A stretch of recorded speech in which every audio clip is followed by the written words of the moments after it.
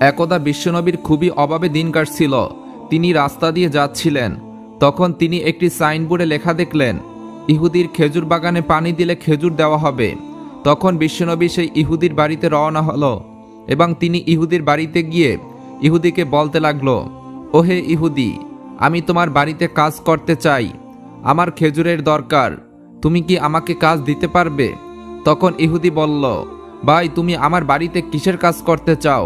তখন বিশ্বনবী বললেন, হে ইহুদি, তোমার খেজুরের বাগানে নাকি পানি দিলে খেজুর পাওয়া যায়, আমি সেখানেই কাজ করতে চাই। তখন ইহুদি বিশ্বনবীকে বলল, তুমি কি সেই কাজ করতে পারবে?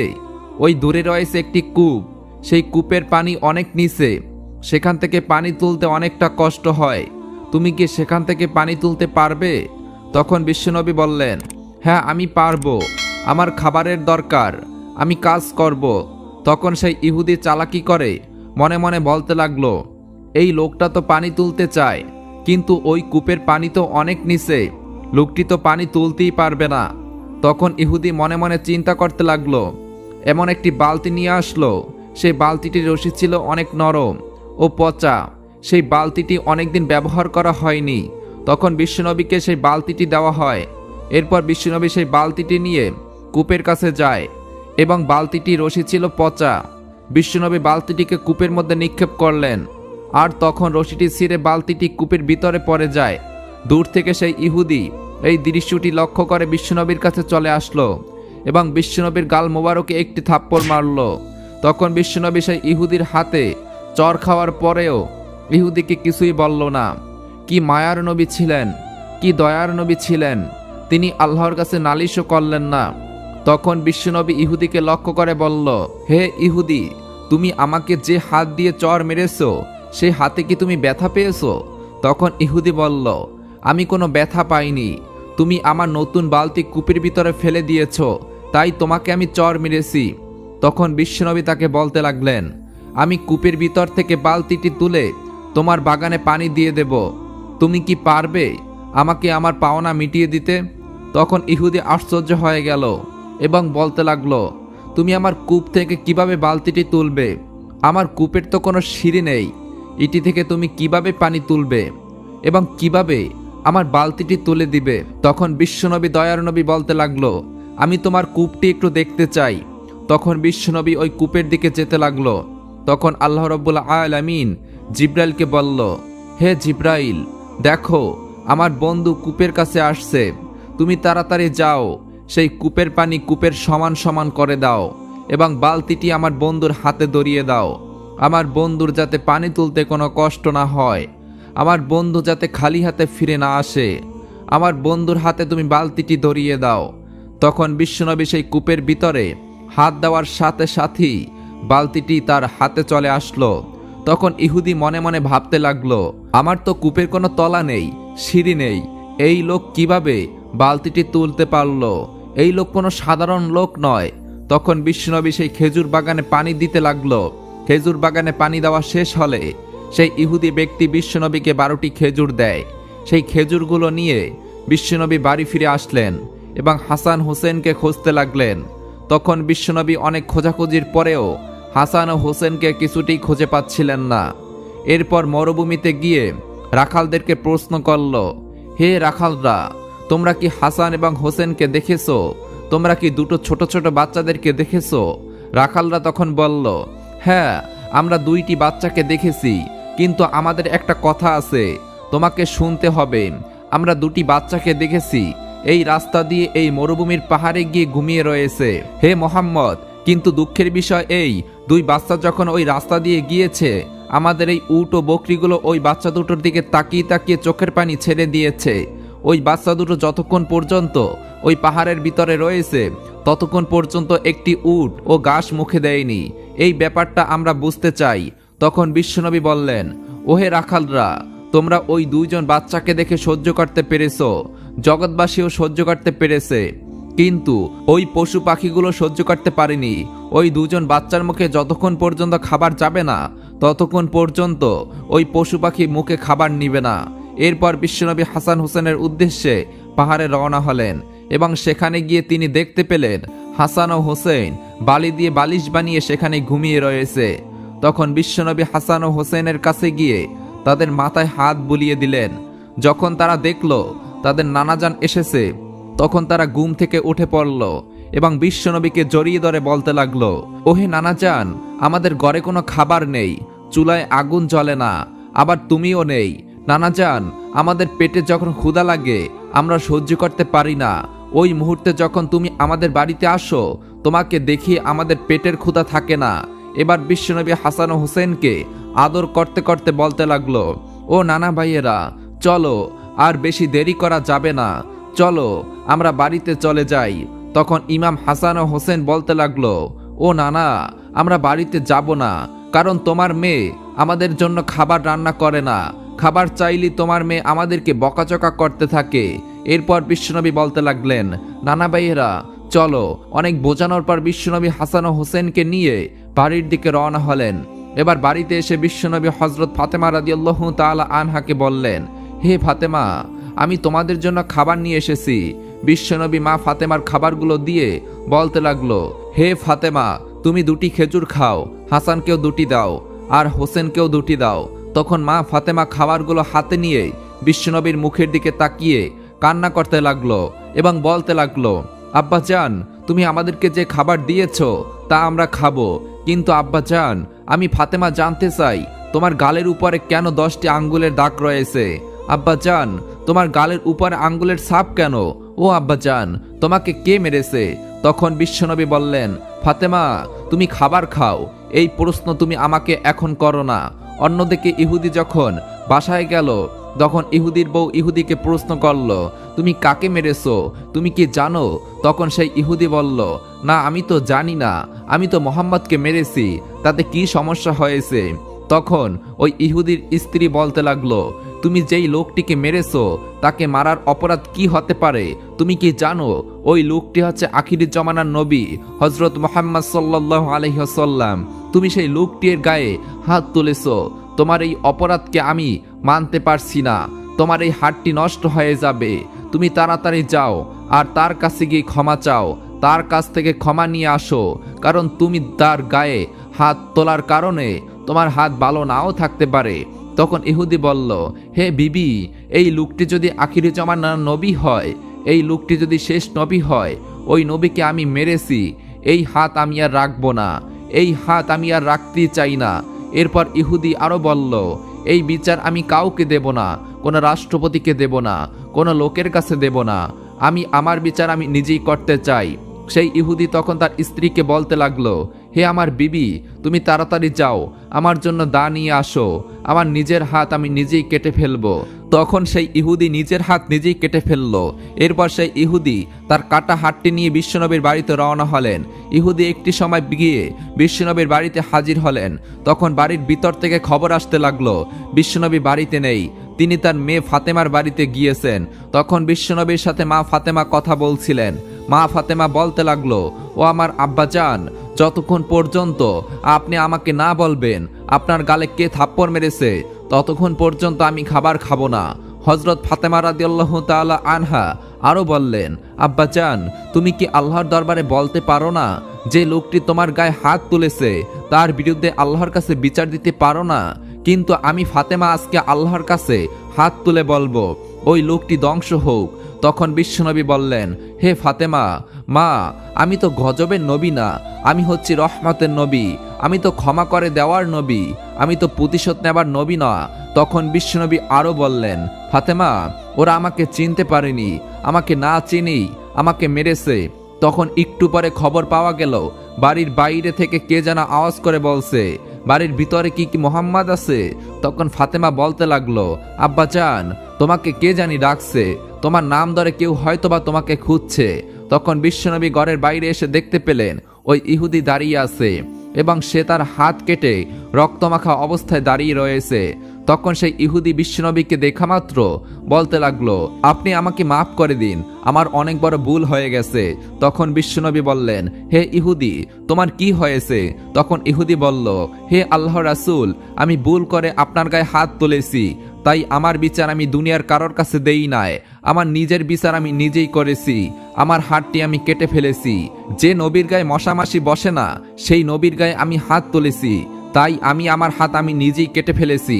তখন বিশ্বনবীজি বলতে লাগলেন, হে ইহুদি, তোমার হাত কাটার কি দরকার ছিল? আমি তো তোমাকে ক্ষমা করে দিয়েছি। ইহুদি বলল, হে নবী, আপনার মতো মানুষ এই পৃথিবীতে আর নেই। এত কিছু হওয়ার পরেও আপনি আমাকে মাফ করে দিয়েছেন। তখন বিশ্বনবী সেই ইহুদির হাতটি আগের মতো জোড়া লাগাতে চাচ্ছিলেন। তখন আল্লাহ রাব্বুল আলামিন জিব্রাইলকে ডেকে বললেন, ও হে জিব্রাইল, তুমি দেখো আমার বন্ধু কি করতে চায়। তুমি যাও এবং তাকে গিয়ে বলে দাও, বিশ্বনবী তাকে যদি ক্ষমা করে দেয় তাহলে আল্লাহ তাকে ক্ষমা করে দেবেন।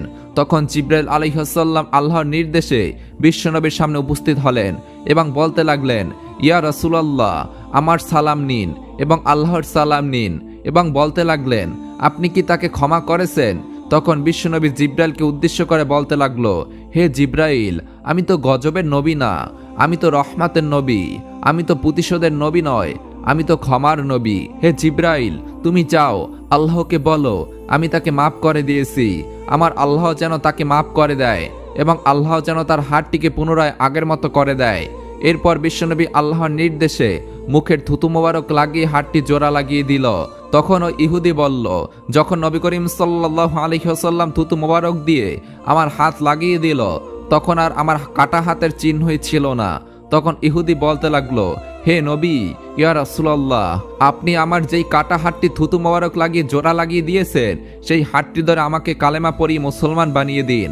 এরপর বিশ্বনবী সেই ইহুদি ব্যক্তিকে কালেমা পড়িয়ে মুসলমান বানিয়ে দিলেন। সুবহানাল্লাহ। এর পরের একটি ঘটনা, হযরত ওমর বিন খাত্তাব রাদিয়াল্লাহু তাআলা আনহু নবীজিকে খুঁজতে বের হলেন, কিন্তু তিনি তাকে কোথাও খুঁজে পেলেন না। অবশেষে তিনি হাজির হয়ে গেলেন বিশ্বনবীর বাড়িতে। তখন বিশ্বনবী ওমরকে নিজের কাছে বসতে দিলেন। রাসূলের গায়ে তখন একটিমাত্র চাদর, আর ঘরে ছিল একটিমাত্র খাটিয়া ও একটি বালিশ। খাটিয়ায় কোনো বিছানাপত্র নেই, তাও আবার খেজুরের পাতার তৈরি। এর এক কোণে রয়েছে একটি পাত্র, পাত্রের সামান্য একটি আটা। এই এক কোণে রয়েছে একটি পশুর চামড়ার তৈরি পানির পাত্র। বিশ্বনবীর বাড়িতে ওমর এসেছেন এই প্রথমবার। তিনি ঘরের এদিকে ওদিকে তাকালেন, কিন্তু অতিরিক্ত আর কিছুই দেখতে পেলেন না। রাসূলের ঘরে এত সামান্য জিনিস দেখে তিনি অবাক হয়ে গেলেন। ওমর বিন খাত্তাবের মনে তখন নানা প্রশ্ন, তার ঘরে এত সামান্য জিনিস কেন? কেন তিনি এত কষ্ট করবেন? কিসের এত অভাব তার? খালি বিছানায় ঘুমাতে গিয়ে বিশ্বনবীর পিঠে দাগ পড়বে, এ কেমন কথা? ঘরের আসবাবপত্র অন্যান্য উপকরণের দিক দিয়ে তিনি তৃপ্তির জীবন কাটাতে পারবেন না, এ কেমন করে হয়? ওমর বিন খাত্তাব রাদিয়াল্লাহু তাআলা আনহু আর ভাবতে পারলেন না। বিশ্বনবীর দুঃখ কষ্টের কথা ভেবে তার মন ভারী হয়ে এলো। তখন বিশ্বনবীর চোখে তা ধরা পড়ল।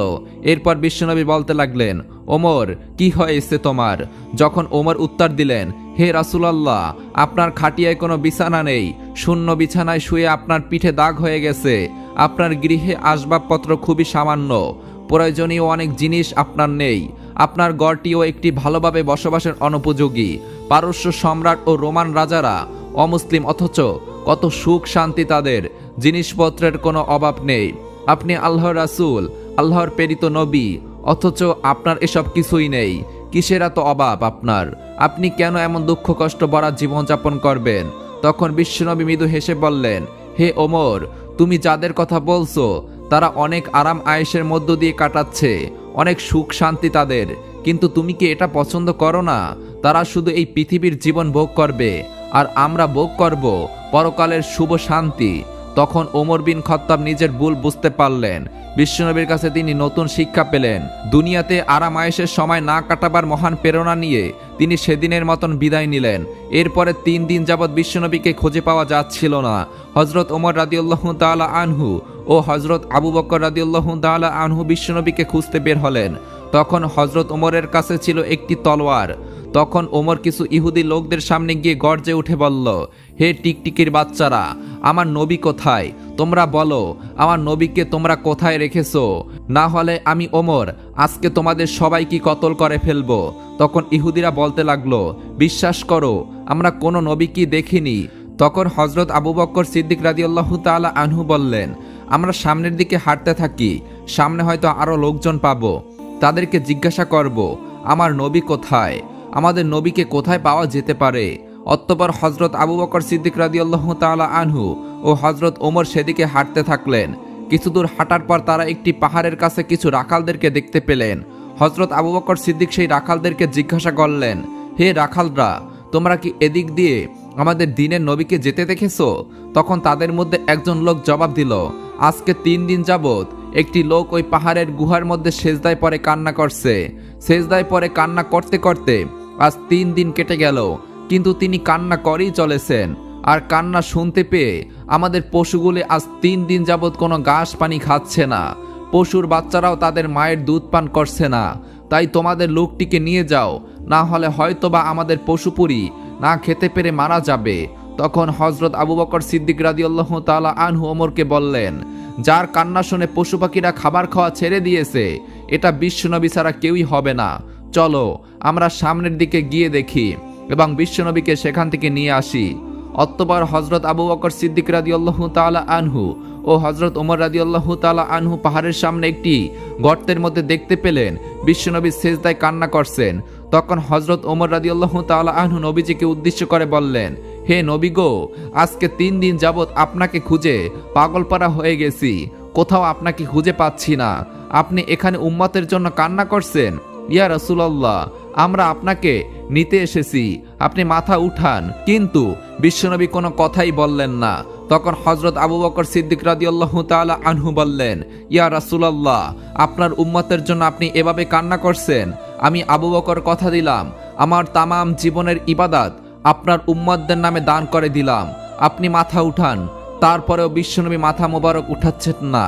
তারপর হযরত আবু বকর সিদ্দিক রাদিয়াল্লাহু তাআলা আনহু বললেন, আমার মনে হচ্ছে হযরত ফাতেমাকে ছাড়া বিশ্বনবীকে এখান থেকে নিয়ে যাওয়া যাবে না। চলো আমরা ফাতেমার বাড়িতে যাই। তারপর তারা দুজন সাহাবী মিলে হযরত ফাতেমা রাদিয়াল্লাহু তাআলা আনহুর বাড়ির দিকে রওনা করলেন। পথের মধ্যে তারা হযরত আলীকে দেখতে পেলেন এবং হযরত আলীকে সমস্ত ঘটনা খুলে বললেন। এরপর তারা হযরত ফাতেমার কাছে গিয়ে সমস্ত ঘটনা খুলে বলল। হযরত ফাতেমার সমস্ত ঘটনা শোনার পর হাসান হোসেনকে সাথে নিয়ে হযরত ফাতেমা ও হযরত আলী এবং ওমর ও আবু বকর সকলে মিলে বিশ্বনবীর কাছে সেই পাহাড়ের গর্তে চলে গেল। তখন হযরত ফাতেমা নবীজিকে উদ্দেশ্য করে বলতে লাগলেন, আব্বাজান, আপনি কিভাবে পারলেন? আপনি 3 দিন যাবত আমাদের সবাইকে ছেড়ে এই গহীন পাহাড়ের গুহায় একা একা কান্না করতে। আপনার কি একটু আমাদের জন্য মায়া হচ্ছে না? আপনাকে আমরা অনেক খোঁজাখুঁজি করেছি, কোথাও আপনাকে পাচ্ছিলাম না। আপনি কি করে পারলেন আমাদের সবাইকে ভুলে থাকতে, আপনার আদরের নাতি হাসান ও হোসাইনকে ভুলে থাকতে? আব্বাজান, আপনি মাথা মোবারক উঠান, আপনাকে নিয়ে যেতে এসেছি। কিন্তু বিশ্বনবী মাথা উঠাচ্ছেন না, সেজদায় পরে কান্না করেই চলেছেন। তারপর হযরত ফাতেমা রাদিয়াল্লাহু তাআলা আনহু বলতে লাগলেন, হে আব্বাজান, আমি ফাতেমা কথা দিচ্ছি, আপনার উম্মতদের জন্য আমি আমার আদরের সন্তান এবং আপনার আদরের নাতি হাসান ও হোসেনকে কোরবানি করে দিব। তখন আল্লাহ রাব্বুল আলামিন জিবরাইলকে উদ্দেশ্য করে বললেন, হে জিবরাইল, তুমি এক্ষুনি আমার বন্ধুর কাছে চলে যাও। আমার বন্ধুকে বলো সেজদা থেকে মাথা উঠাতে, এবং আমার বন্ধুকে বলো যে আমি আল্লাহ রাব্বুল আলামিন আমার বন্ধুর সমস্ত উম্মতদের জিম্মাদারি হয়ে গেলাম। তখন আল্লাহর নির্দেশে জিবরাইল আলাইহিস সালাম পাহাড়ের গুহার মধ্যে এসে নবীজিকে উদ্দেশ্য করে বলতে লাগলো, ইয়া রাসূলুল্লাহ, আপনি মাথা উঠান। আল্লাহ রাব্বুল আলামিন এইমাত্র আমাকে জানিয়ে দিয়েছেন আপনার সমস্ত উম্মতের জিম্মাদারি মহান আল্লাহ রাব্বুল আলামিন নিজেই নিয়েছেন। এই কথা বলে জিবরাইল আলাইহিস সালাম সেখান থেকে চলে গেল। অতঃপর বিশ্বনবী সেজদা থেকে মাথা উঠালেন। এরপর বিশ্বনবী সবাইকে নিয়ে বাড়ির দিকে রওনা হলেন। বিশ্বনবী দয়ার নবী, রহমতের নবী, সব সময় আমাদের জন্য উম্মতদের জন্য চিন্তা করেছেন। তিনি আমাদের জন্য কত কষ্টই না সহ্য করেছেন, কিন্তু আমরা কি করতে পেরেছি? হে আল্লাহ, তুমি আমাদের সবাইকে মাফ করে দাও এবং রাসূলের আদর্শে আদর্শবান হয়ে জীবনযাপন করার তৌফিক দান করো। আমাদের ভিডিওগুলো ভালো লাগলে লাইক করবেন এবং আমাদের চ্যানেলে নতুন হলে সাবস্ক্রাইব করে পাশে থাকা বেল আইকনটি বাজিয়ে রাখবেন। ধন্যবাদ।